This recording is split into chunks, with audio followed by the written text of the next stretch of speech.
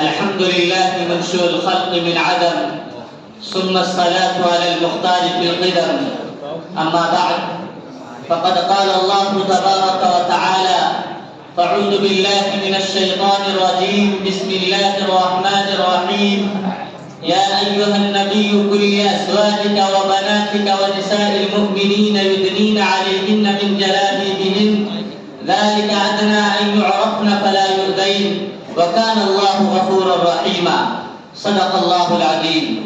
صدر محترم معزز سامعین کرام، آج کی اس بزم خطابت میں میری تقریر کا عنوان ہے پردہ عورتوں کا حقیقی زیور.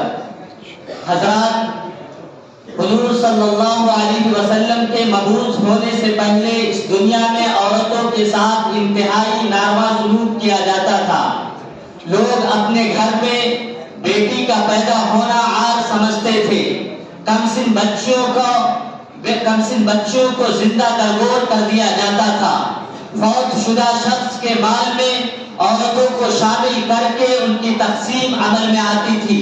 غرض یہ کہ عورتوں کو جنسی تسکین، شہوت رانی اور ہوس پرستی کا ذریعہ مان لیا گیا تھا.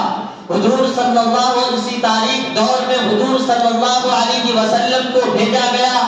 آپ اپنی آمد کے ساتھ ہی عورتوں کو ان کی حقیقی حیثیت عطا، ان کی کھوئی ہوئی حیثیت عطا فرمائی اور عورتوں کو عفت و عصمت کی محافظ چادر سے نوازا اور خواتین کے سلسلے میں بڑی وضاحت کے ساتھ ان کے حقوق بیان کیے. فرمایا، اسلام نے کہا کہ عورت اگر بیٹی ہے تو تمہاری عزت ہے، اگر بہن ہے تو تمہارا ناموس ہے، اور اگر بیوی ہے تو تمہارے لیے تمہاری زندگی کی ساتھی ہے، اور اگر ماں ہے تو تمہارے لیے ان کے قدموں تلے جنت ہے. حضرات، اسلام ہی کی دین ہے کہ جس نے حجاب کی شکل میں عورتوں کو عزت و عفت کی اور عفت و عصمت کی چادر عطا فرمائی، جس کے ذریعے سے ہوس پرستوں کی ہوسناکیوں اور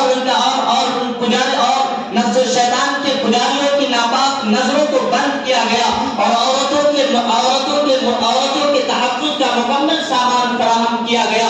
اور یہ